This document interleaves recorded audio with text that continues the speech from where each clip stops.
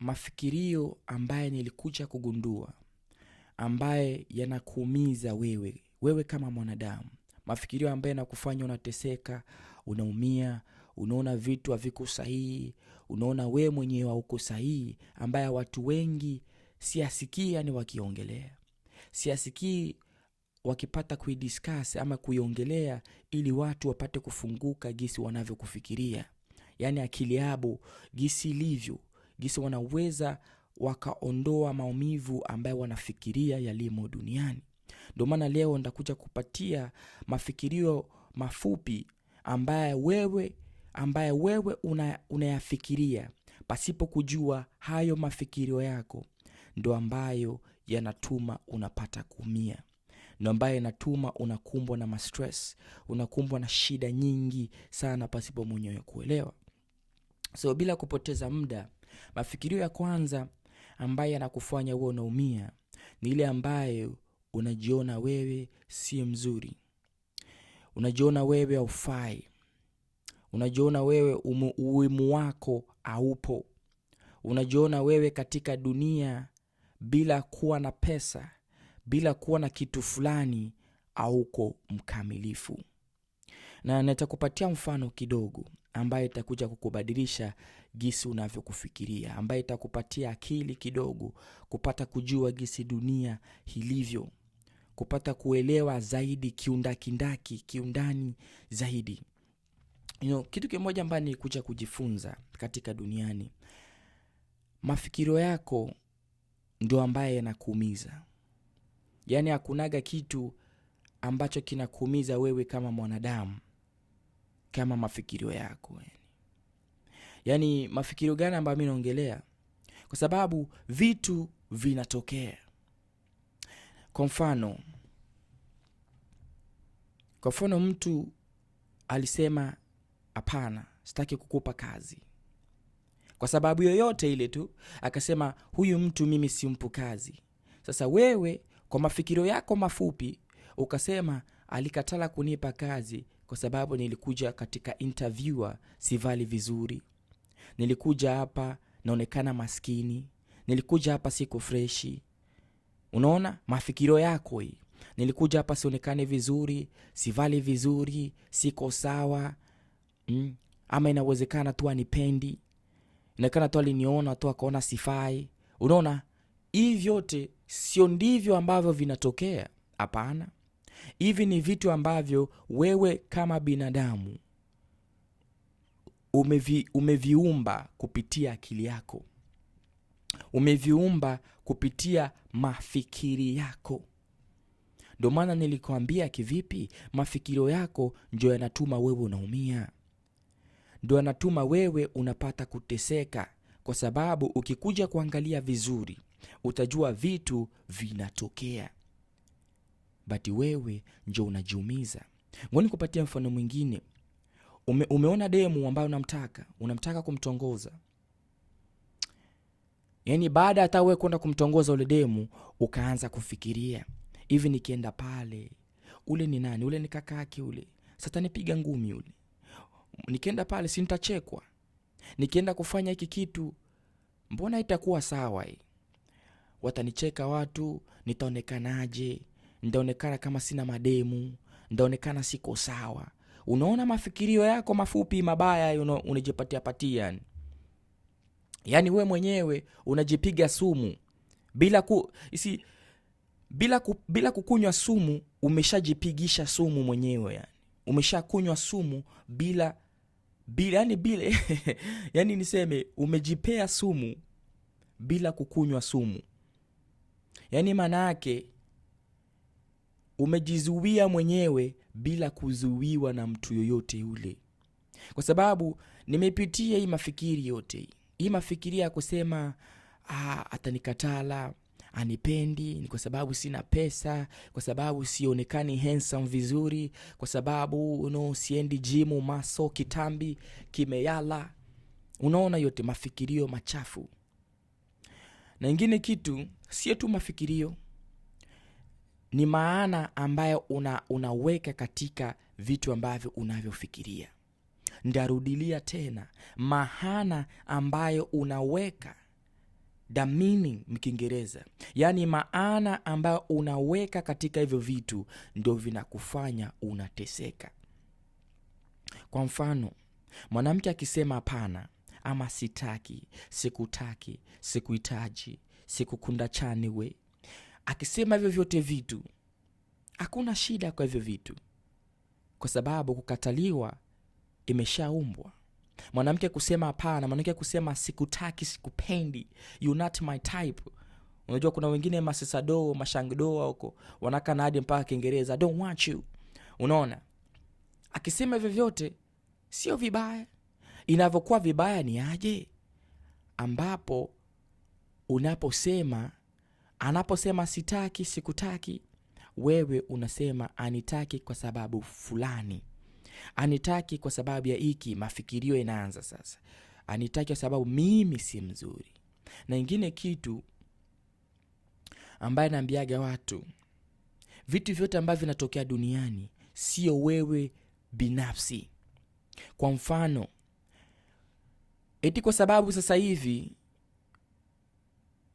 unapitia umaskini, haimaanishi wewe ni maskini. Eti kwa sababu sasa hivi unapitia utajiri, haimaanishi wewe ni tajiri. Hapana, wewe sio tajiri. Hapana, unapitia utajiri, but wewe sio tajiri. Kwa sababu ukikuja kugundua, naambiaga watu, kila kitu ambacho unakipitia sasa hivi ama utakipitia kwenye future ama baadaye, sio wewe.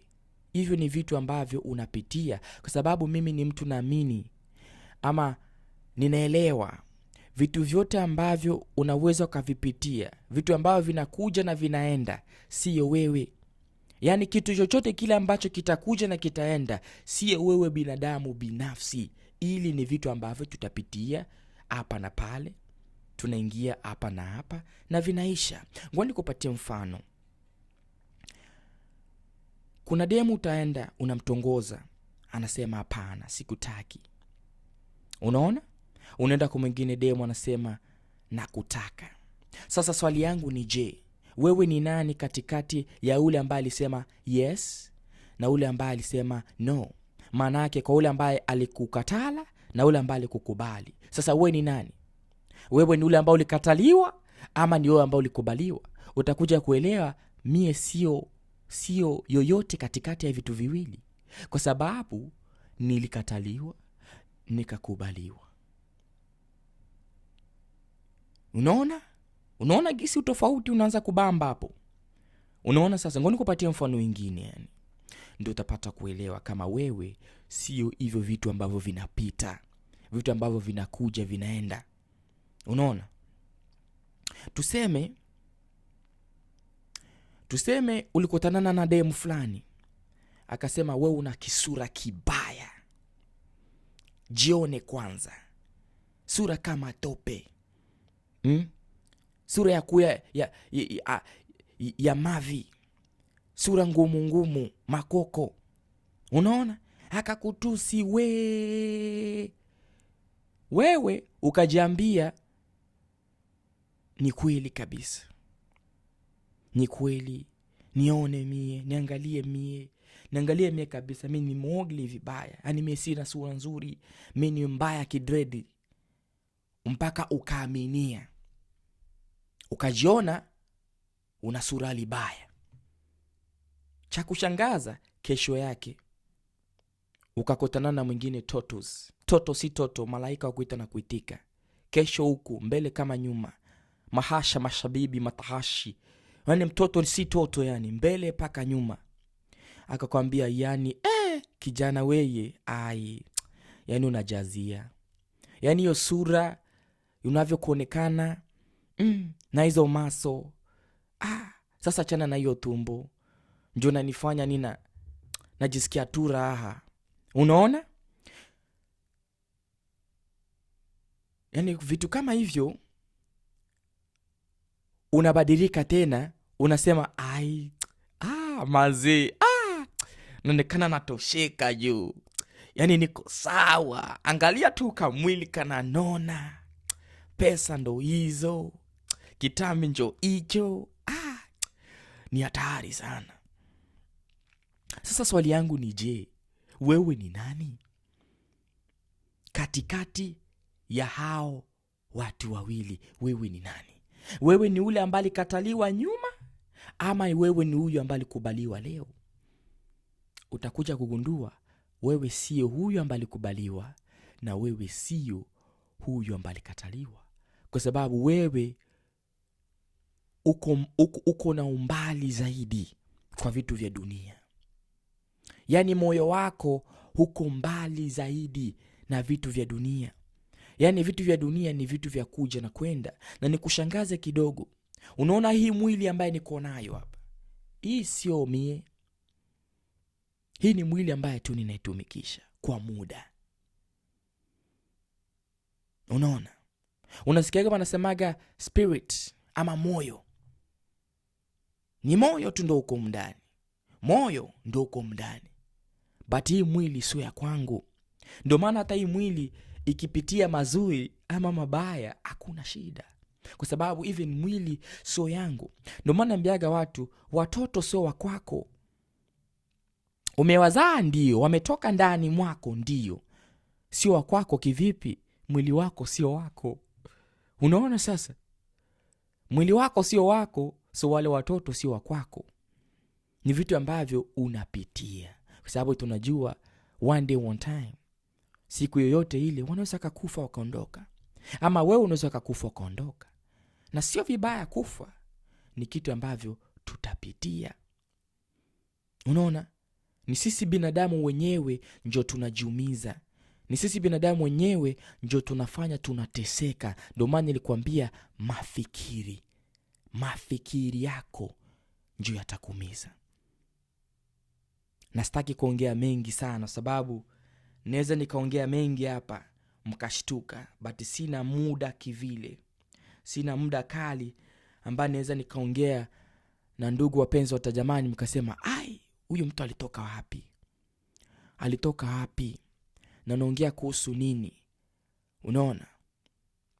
So ikiwa kama umependa video yangu hii na ukasema yani Joe, yani unaongea vitu vya pointi, yani unaongea vitu ambavyo vina make sense, vitu ambavyo vinaingia, yani vitu vinaueleweka, yani ukiona tu unasema yani umetujaza Joe, yani umeweka vitu ambavyo vina make sense.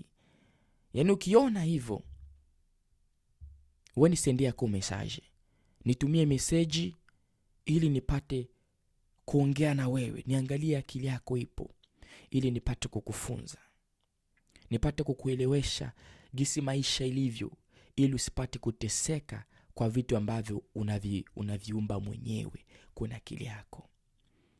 Unaona sasa? Ndio msaada ambaye napenda niwapatie ndugu wapenzi watazamaji. So kitu ambacho nahitaji ufanye, wewe upate kupenda hii video, uifinye ile like button, ile mkono ambaye anasema hivi, na uache comment zako hapo chini kwenye comment descriptions. Yani uache yoyote ambaye, kama una swali yoyote iandike hapo chini, kuna kwenye comment, inaitwa comment sections. Unajua vitu vingi vinaandikiwa Kiingereza, so hatuwezi tukavitranslate vitu vingi, but ukiacha comment yako pale ndapata kusoma na ndapata kuongea na wewe katika the next time and the next level. But kitu ambacho sikuje kusahau, wewe sio kitu chochote kilimo duniani.